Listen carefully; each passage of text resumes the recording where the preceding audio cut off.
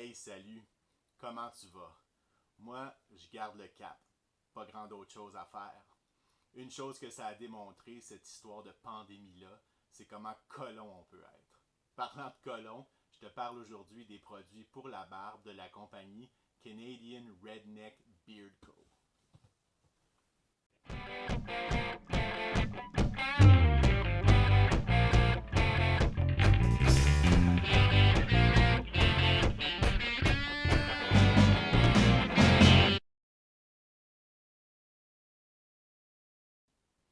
Le guitariste barbu, encore une fois avec toi pour te partager mes expériences avec les produits d'une compagnie québécoise, Canadian Redneck Beard Co. Quand on pense redneck, on peut peut-être penser à quelqu'un qui prend pas trop soin de sa barbe. Fait que je te rock aujourd'hui le look naturel avec quelques plis ici et là. Mais je t'assure que malgré toutes les apparences, les produits de Canadian Redneck sont faits pour les plus colons d'entre nous, mais aussi tous les autres.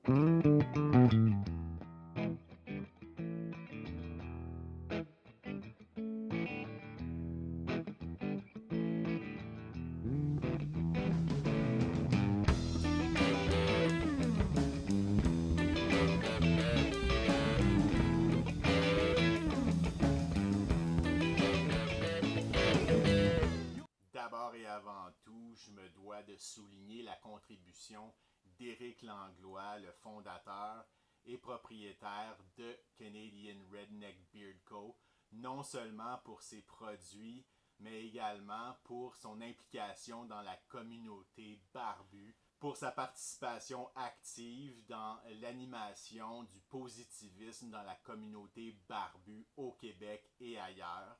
Éric est barbier dans la région de Magog. Fait que pour ceux de Magog, checkez Éric sur Facebook pour un rendez-vous.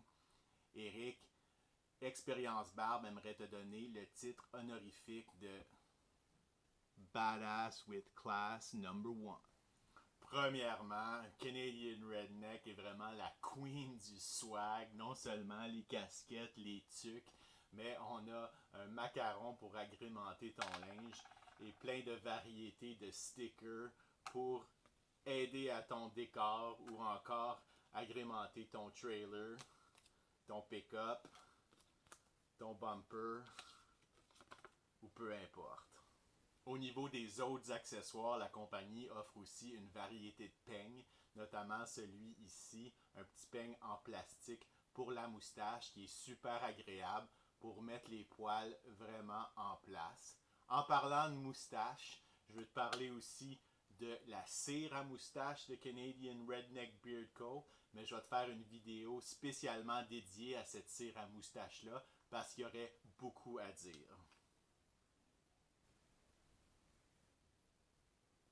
This land is your land, this land is my land. From Bonavista to Vancouver Island, from the Arctic Circle to the Great Lake waters. This land was made for you and me.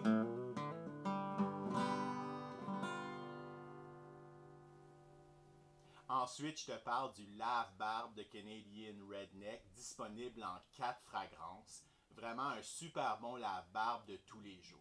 Par exemple, si tu es un gars de shop et ta barbe se salit à tous les jours, tu as vraiment besoin de laver ta barbe à tous les jours. Puis ce lave-barbe-là, il est vraiment adapté à tes besoins. Après ça, je te parle du baume à barbe de Canadian Redneck, disponible en 9 différentes fragrances. Ici, j'ai le Jack the Lumber. J'ai mentionné ce produit-là dans ma vidéo sur la cire à barbe, où je parlais également de différents produits pour la barbe qui contiennent de la cire d'abeille. La cire d'abeille pour le baume à barbe de Canadian Redneck, c'est le 3e ingrédient dans la liste d'ingrédients, ce qui fait que c'est un baume vraiment plus nourrissant que sculptant, super smooth.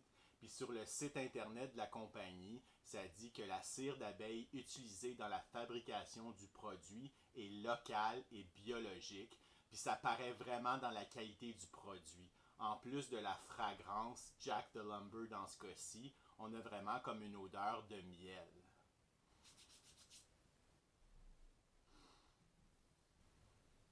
Et Et finalement, je te parle d'un dernier produit et non le moindre, naturellement, l'huile à barbe de Canadian Redneck.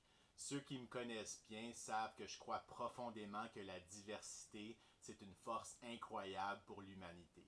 Et encore ici, on a la démonstration de sa force avec 3 différentes compositions d'huile à barbe et vraiment une panoplie de fragrances. Je t'explique ça à l'instant. Le premier mélange d'huile porteuse est composé d'huile d'amande, d'huile de pépins de raisin, d'huile de jojoba, d'huile d'avocat, d'huile de tournesol, d'huile d'argan, d'huile de chanvre, d'huile de ricin et de l'huile de noisette et pour finir, de la vitamine E. C'est un premier mélange qui est vraiment moyen léger. Pour mon utilisation à moi, c'est parfait pour une saison un peu plus chaude et humide où on a besoin un petit peu plus de nourrissement et une huile un peu moins visqueuse. Dans les fragrances disponibles pour ce mélange-là, on en a 3. Premièrement, menthol, qui est vraiment straightforward, un parfum de menthe, un peu comme du thé à la menthe, très apaisant pour les esprits. Deuxièmement, on a Citrus Freak, encore une fois, pas mal droit au but avec une fragrance citronnée, fruitée, très agréable, surtout en été. Et finalement, Lumber, donc la fragrance utilisée également dans le baume que je vous ai montré plus tôt, qui est dans la catégorie boisée, un peu plus sur le côté sapin, je dirais. Pour le deuxième mélange, on a une formulation d'huile de jojoba, d'huile d'argan, d'huile d'avocat, d'huile de coco, de l'huile de ricin et de la vitamine E, et cette fois de l'huile de macadam. C'est vraiment le mélange avec la viscosité vraiment dans le milieu, vraiment moyenne. Pour les fragrances disponibles avec ce mélange-là, on a premièrement le Full Natural, qui est en fait l'huile inodore, ce qui est vraiment parfait parce que, par exemple, si le mélange précédent, qui est un peu plus léger, te convient pas, tu peux mettre un peu de Full Natural qui est un peu plus épais pour améliorer la viscosité dans l'autre sens. Deuxièmement, on a le Cedar Punch, donc encore là, une démonstration de la diversité. On a le Lumber dans la catégorie boisée, mais aussi le Cedar Punch, qui est plus axé vers les odeurs de cèdre plutôt que de sapin. Et finalement, on a Whiskey Stout, super particulier. En fait, moi, à l'odorat, j'ai pas d'odeur de whisky ou de stout. C'est vraiment plus comme une odeur de liqueur, là, un peu de Kahlua ou chocolat, café, en tout cas, très agréable. Pour ce qui est du mélange numéro 3, on a de l'huile de jojoba, de l'huile d'argan, de l'huile d'avocat et de l'huile de coco comme le précédent. À ça s'ajoute de l'huile de chanvre, de l'huile d'abyssinie et de l'huile de noisette. Et pour finir, on a de l'huile de ricin et de la vitamine E encore une fois. L'huile d'abyssinie, c'est une huile que je ne connaissais pas, mais de ce que je peux comprendre, c'est une huile plus visqueuse, un peu comme l'huile de ricin, ce qui vient faire de ce mélange-là vraiment d'une viscosité plus moyenne épais. Pour les fragrances disponibles dans ce mélange-là, on a premièrement Panty Soaker, qui est un peu l'interprétation de Canadian Redneck d'une fragrance plus parfum pour homme, donc cologne. Ensuite, on a Creamy Root Beer, un peu farfelu. Si tu as des enfants, ils vont probablement apprécier que ta barbe sent la root beer. Et finalement, on a Hell Tobacco. Hell Tobacco, une fragrance de tabac, mais l'aspect Hell, c'est plus une odeur de cannelle. Peut-être faire attention, il existe des allergies à la cannelle, mais de manière générale, pour ma part, c'est vraiment très agréable. Ça ajoute un peu de picotement à l'huile. Et pour finir, je t'ai pas tout dit, il y a un quatrième mélange qui s'intitule Spicy Hemp.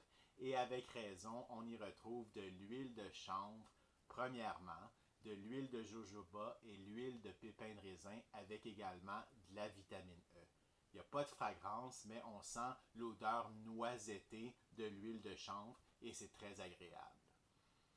Maintenant, pour ce qui est de la sensation en barbe de ces différentes huiles-là, tu auras compris qu'il y a encore beaucoup de diversité et de variété. Premièrement, il y a certaines fragrances, je pense parce qu'ils sont faites avec des huiles essentielles, amènent un petit picotement au niveau de la peau. Je ne parle pas de démangeaison, je parle vraiment juste d'un petit picotement qui peut être quand même agréable pour éveiller les esprits le matin. Pour ce qui est des différents mélanges, le premier mélange qui est plus moyen léger m'a amené quand même un certain niveau d'assèchement dans la journée. Le mélange plus moyen, pas tant que ça, et le mélange moyen épais était un petit peu trop graisseux à mes goûts. Donc, en fonction de tes expériences, en fonction de tes préférences, il y a vraiment quelque chose à aller chercher dans l'ensemble des huiles à barbe de Canadian Redneck, c'est sûr. Pour ce qui est de mes favoris à moi, j'irai avec le mélange numéro 2, une viscosité vraiment moyenne dans le milieu, avec un Full Natural ou encore le Whiskey Stout, qui est une fragrance que j'ai particulièrement appréciée. Après ça, j'aurais tendance à aller vers le Spicy Hemp. Petit bémol de ce côté-là, je pense pas que le mélange a besoin d'huile de pépins de raisin. Juste de l'huile de chanvre et de l'huile de jojoba amène beaucoup de nourrissement. Avec l'huile de chanvre, on a des acides aminés essentiels et des oligo-éléments qui viennent nourrir la peau et c'est vraiment très bénéfique de ce côté-là. Pour le rapport qualité-prix, je situe les produits sur une échelle de 1 à 5 que j'ai composé moi-même en comparant les différentes compagnies québécoises, le prix des huiles à barbe sur leur site internet. En me basant sur cette échelle-là, Canadian Redneck Beard Co. obtient un 1,3. Donc, super bon rapport qualité-prix, surtout considérant la variété des produits offerts et également l'expérience agréable et positive qui suit. En terminant, Long Live Canadian Redneck Beard Co. Un gros merci à Eric pour m'avoir permis de faire l'expérience des produits. Pour en savoir plus sur la vie de barbu, tu peux t'abonner à la chaîne YouTube, aimer la page Facebook et me suivre sur Instagram, Guide Barbu. D'ici la prochaine fois, prends soin de toi, prends soin de ta barbe et je te souhaite de belles expériences. There's a dark and a troubled side of life. There's a bright and a sunny side too. Though we meet with the darkness and strife, the sunny side we also may view.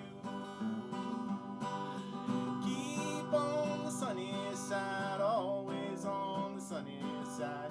Keep on the sunny side of